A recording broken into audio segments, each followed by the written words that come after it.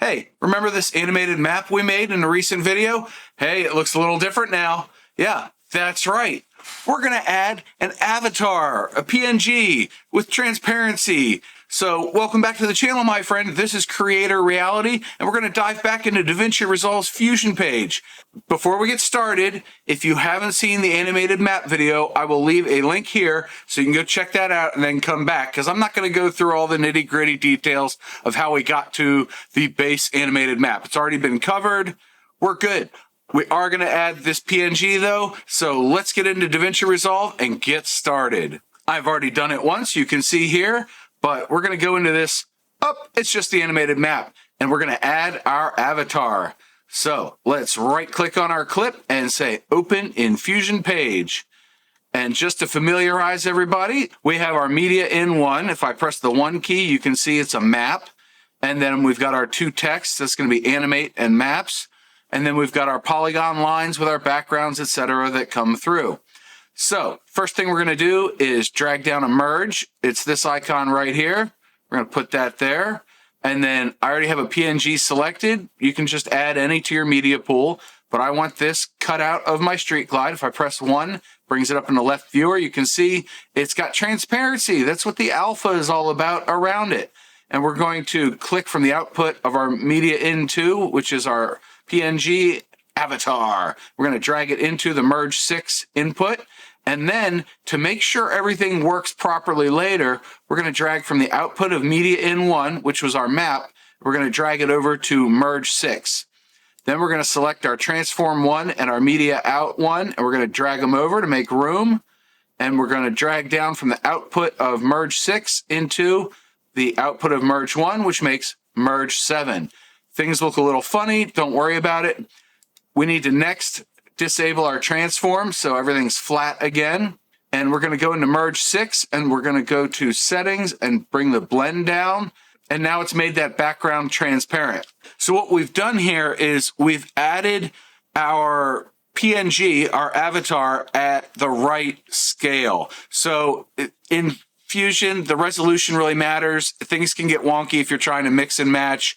Don't mix and match.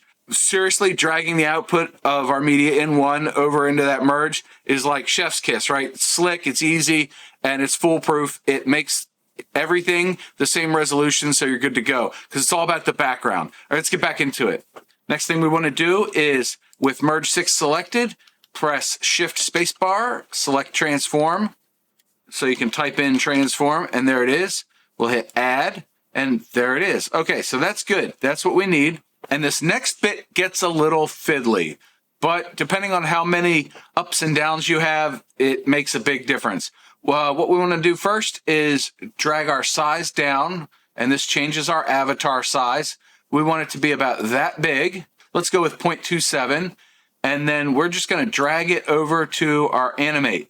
Now, if I zoom in, you can see this is overlaid on top of our line, this PNG. So we want to make that invisible. So what we're going to do is click on our media in 2, and we're going to disable it with that key there. That little red dot comes grayed out. Now it's gone. But when we click on transform 2, you can see we were slightly off center. So we'll just drag that over, and we're going to go back to frame 20 because that's where our animation starts.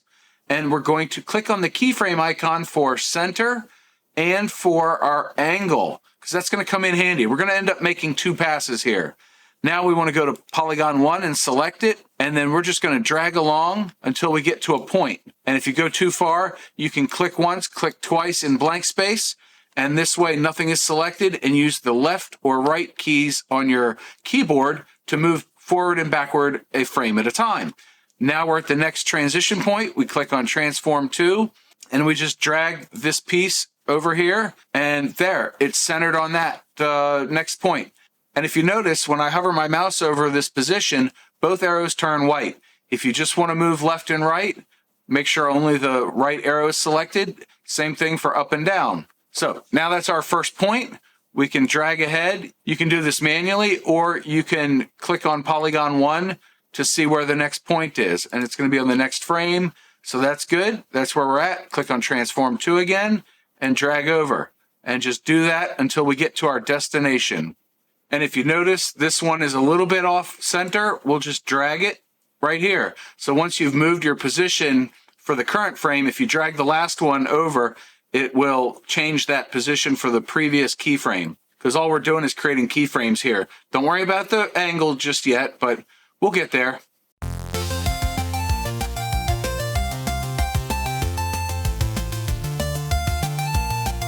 And now that that's done, we want to work backwards. So the first thing we need to do is click on Media in 2, re-enable it.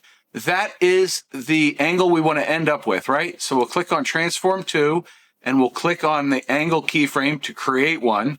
And then you see how we have keyframes all along? Well, we're going to work around those to animate the angle. So we're going to click about 2 keyframes to the right of the last one, and we're going to change our angle till it's about right. And then we're going to click 2 frames or 3 frames to the left of the last transition point. And we're going to drag the angle back to where we want it. And we're just going to do that all the way back to the start.